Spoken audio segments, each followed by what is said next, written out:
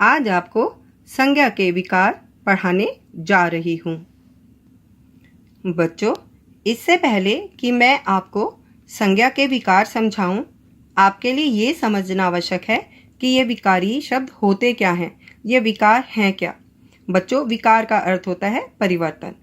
तो जो शब्द संज्ञा में परिवर्तन लाते हैं वे विकारी कहलाते हैं।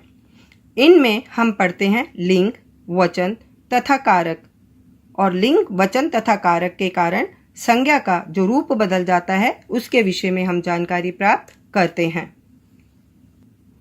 आज इस कक्षा में मैं आपको संज्ञा का पहला विकार लिंग समझाने जा रही हूँ।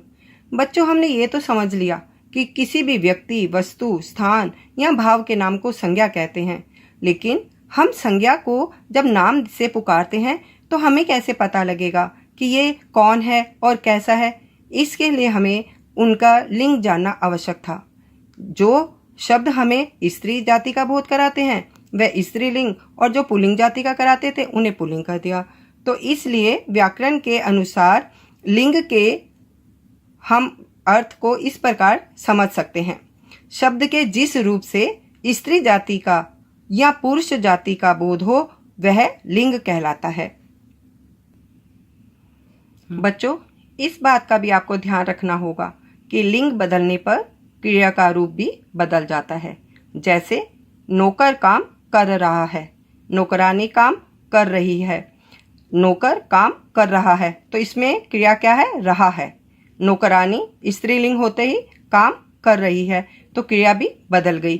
तो इस प्रकार आपको इस बात का ध्यान रखना है कि अगर आप लिंग परिवर्तन करते हैं तो उसके साथ आने वाले क्रिया शब्दों का भी विशेष ध्यान आप रखेंगे। बच्चों, इस प्रकार आप ये तो समझ ही गए होंगे कि लिंग के दो भेद हैं, पुल्लिंग और स्त्रीलिंग। संस्कृत भाषा में आप लिंग के 3 प्रकार पढ़ते हैं, पुल्लिंग, स्त्रीलिंग और नपुंसकलिंग। परंतु हिंदी में ये 2 ही हैं, पुल्लिंग और स्त्रीलिंग। बच्चों, अब हम समझेंगे पुल्लिंग। पुरुष जाति का बोध कराने वाले शब्द पुल्लिंग शब्द कहलाते हैं। जैसे पिता, नौकर, घोड़ा, अखबार, पेड़, घर, स्टेशन, सेठ, गधा, छात्र आदि। उदाहरण देखिए, सेठ जी रुपए गिन रहे हैं, गधा बोझ ढोता है। अब स्त्रीलिंग देखते हैं। स्त्री जाति का बोध कराने वाले शब्द स्त्रीलिंग कहलाते हैं। जैसे दादी, सेठानी, घोड़ी, कुर्सी, छात्रा, लड़की, शेरनी, गाय, अध्यापिका आदि। माँ कुर्सी पर बैठी हैं, नौकरानी झाड़ू लगा रही है। इस प्रकार अभी तक आपने समझा कि कुछ शब्द पुल्लिंग होते हैं और कुछ शब्द स्त्रीलिंग होते हैं।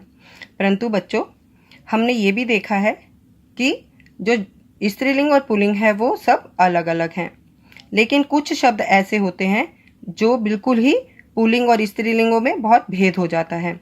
कुछ संज्ञा शब्द ऐसे हैं जो लिंग बदलने पर पूरी तरह बदल जाते हैं। जैसे अगर पुल्लिंग शब्द भाई है तो स्त्रीलिंग में वो बहन हो जाएगा, पिता का माता हो जाएगा, विद्वान का विदुषी, बैल का गाय, ससुर का सास, साधु का साध्वी।